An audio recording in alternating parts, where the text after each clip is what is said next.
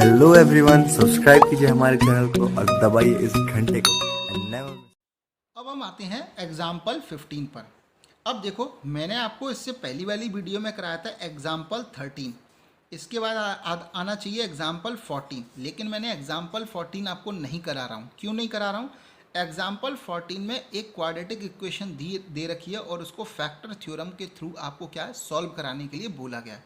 और मैंने आपको बता चुका हूँ कि कोई भी क्वाड्रेटिक इक्वेशंस को अगर फैक्टर थ्योरम से अगर आप सॉल्व करोगे तो वो क्या होता है, आपके लिए लेंदी हो जाता है।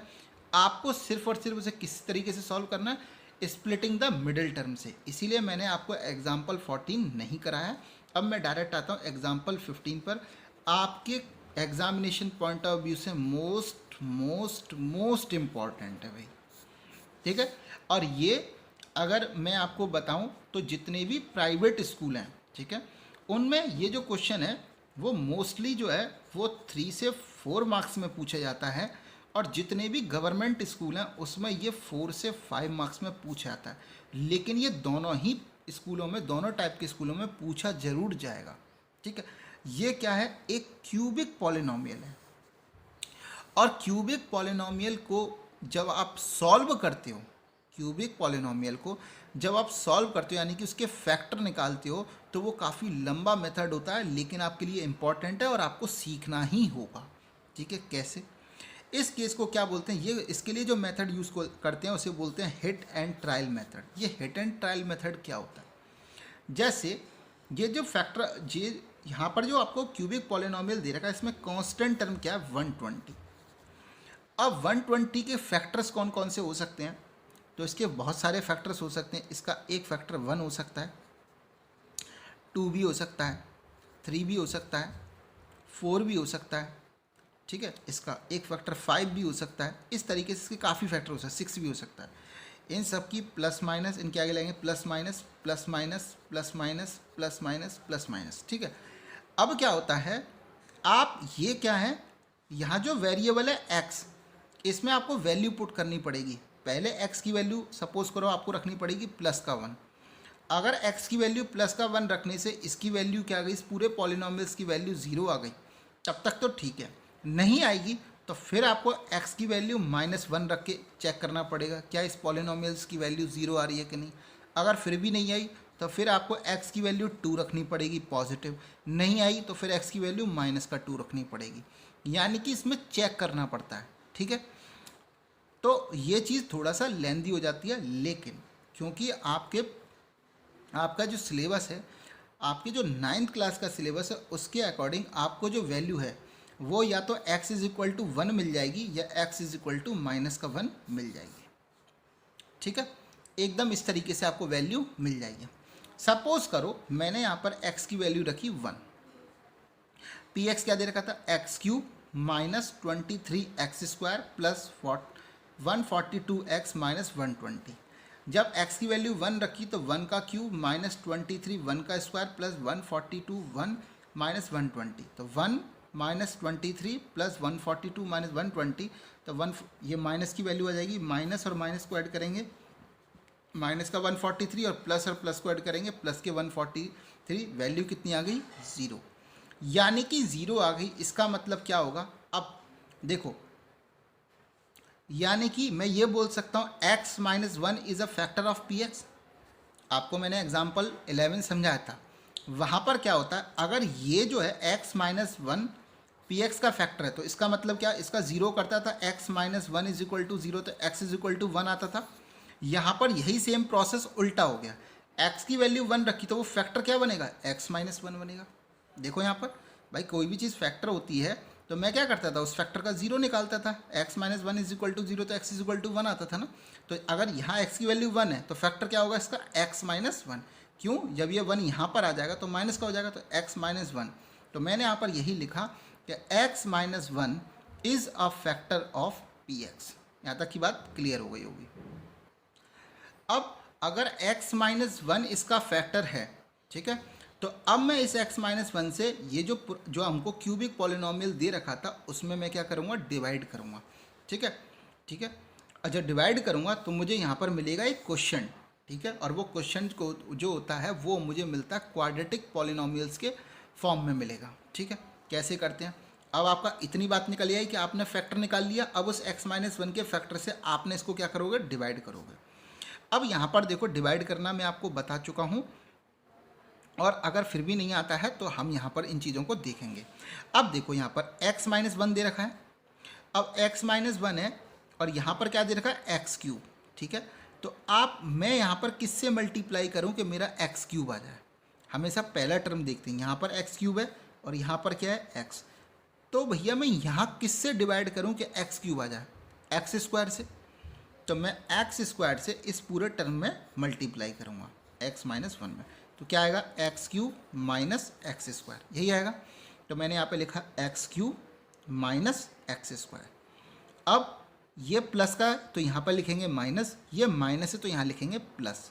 इसका मतलब है इनके आगे जो साइन पहले, जैसे इसके आगे प्लस का साइन और इसके आगे माइनस का साइन, अब उनको हम नहीं देखेंगे। अब इन दोनों, ये नीचे जो हमने अलग से लगाए हैं उन साइन को देखेंगे। तो इसका मतलब ये प्लस का और ये माइनस का, ये तो कैंसिल आउट हो गया। ये माइनस का 23x², और अब ये क्या है, ये प्लस का x² है, माइनस का x² नहीं लेंगे। अब जो बाद में मैंने साइन लगाया उसे देखेंगे। तो माइनस का 23x² और ये प्लस का x²। ठीक है, तो क्या होगा, माइनस और प्लस, यानी कि माइनस का 22x²। यहाँ पर क्या आ गया, माइनस का 22x² आ गया। यहाँ तक की बात क्लियर हो गई। इसके बाद में बाद बाकी का सेम उतार लेंगे, प्लस 142x माइनस 120। यहाँ तक की बात हो गई।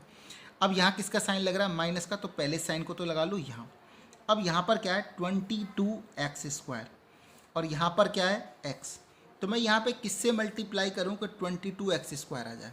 यानी कि मैं 22 और x अगर इन दोनों को ले लूँ और इसमें मल्टीप्लाई करूँ तो मुझे ये मिल जाएगा 22x²।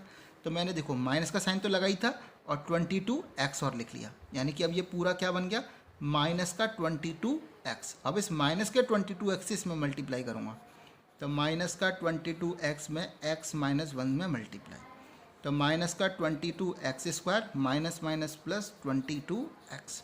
तो देखो मैंने यहीं पे ये लिखा, माइनस का 22x² प्लस 22x। अब यहाँ माइनस का साइन था प्लस, यहाँ पे प्लस का साइन था तो माइनस, सेम अपोजिट साइन लगा देंगे। ठीक है, अब ये माइनस का और ये किसका रह गया, प्लस का, कैंसिल आउट। ये प्लस का और अब ये माइनस का, तो 142 में से 22x गए तो कितना बचा, 120x और माइनस 120। तो यहाँ पर किसका साइन है, प्लस का, ऊपर प्लस का लगाओ। अब यहाँ 120x और यहाँ पर क्या है, x। तो इसमें किससे मल्टीप्लाई करूँ कि 120x आ जाए, 120 से मल्टीप्लाई कर दो। तो ये प्लस का 120 है ना, तो प्लस के 120 से x-1 में मल्टीप्लाई किया तो कितना बचा, 120x माइनस 120। तो हमने लिखा 120x माइनस 120। यहाँ माइनस और यहाँ में माइनस था तो प्लस, ये दोनों कट गए, रिमाइंडर क्या बचा, 0। यानी कि x³ minus 23x² plus 142x minus 120, इसके कितने फैक्टर थे, एक तो ये फैक्टर हो गया x-1। ठीक है, और दूसरा ये वाला, ये दो, क्यों इन दोनों का मल्टीप्लाई करूँगा, क्योंकि रिमाइंडर तो 0 है। फैक्टर थ्योरम यही बताए थे मैंने, इन दोनों का अगर इन दोनों ये दोनों फैक्टर हो गए, इन दोनों का फैक्टर का मल्टीप्लाई करूँगा तो यही आएगा। तो मैंने यहाँ पे लिखा x-1 और यहाँ लिखा x² माइनस 22x प्लस 120। यहाँ तक की बात। अब ये एक क्वाड्रेटिक इक्वेशन है, यानी कि क्वाड्रेटिक पॉलिनोमियल्स है। अब इसे ये भी आगे भी सॉल्व हो सकता है, कौन सा, मिडिल टर्म स्प्लिटिंग मेथड से। तो देखो यहाँ पर a की वैल्यू क्या रखी है, 1, c की वैल्यू क्या है, 120। a मल्टीप्लाइड c करता था तो कितना आया, 120। b की वैल्यू क्या है, 22। अब दो ऐसे टर्म चाहिए जिनका मल्टीप्लाई करने पर 120 आए और ऐड करो या लेस करो 22 आए। तो ऐसे कौन से दो नंबर हो सकते हैं, 12 और 10। ठीक है, 12 और 10 22 और 12 और 10 का मल्टीप्लाई 120। तो मैंने यही किया, इसको तो यहीं पर सेम उतारते चले जाएंगे, x² माइनस 12। इस 22 को कैसे लिख सकता हूँ, 12 प्लस 10। माइनस को तो बाहर ही रखो, 22 कैसे आ सकता है, 12 प्लस 10 और इस x को बाहर प्लस 120। x-1 x²। अब देखो ब्रैकेट के बाहर माइनस का साइन, तो ब्रैकेट के साइन चेंज होंगे, तो माइनस का 12x और माइनस का 10x। देखो ये प्लस का था माइनस का हो गया तो 12 और ये x, प्लस का था माइनस का हो गया 10x और प्लस का 120। अब दो दो के पेयर बना लो, इन दोनों में से x कॉमन आ गया तो x-12, इन दोनों में से माइनस का 10 कॉमन आ सकता है, माइनस का, तो माइनस कॉमन आ गया यहाँ पर इन दोनों में से, तो ये वाला साइन चेंज हो जाएगा, ये भी क्या हो जाएगा माइनस का, x माइनस 12। तो देखो इन दोनों में से क्या हुआ x माइनस 12 और ये क्या हुआ x माइनस 10।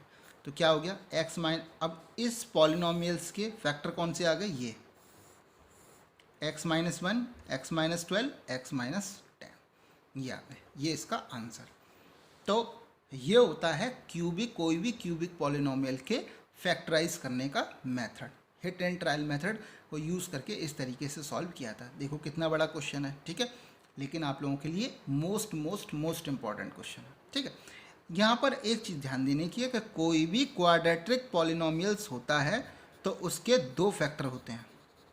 हम देख चुके हैं मिडिल टर्म स्प्लिटिंग। देखो ये क्वाड्रेटिक पॉलिनोमियल से इतने को देखोगे तो इसके कितने थे, दो फैक्टर थे। और कोई भी क्यूबिक पॉलिनोमियल्स होगा तो उसके कितने फैक्टर होंगे, 3 फैक्टर्स। आया क्यों, क्योंकि इसकी डिग्री क्या होती है 2, तो फैक्टर भी कितने होंगे 2। क्यूबिक पॉलिनोमियल की डिग्री क्या होती है 3, तो इसके फैक्टर भी कितने होंगे 3 होंगे।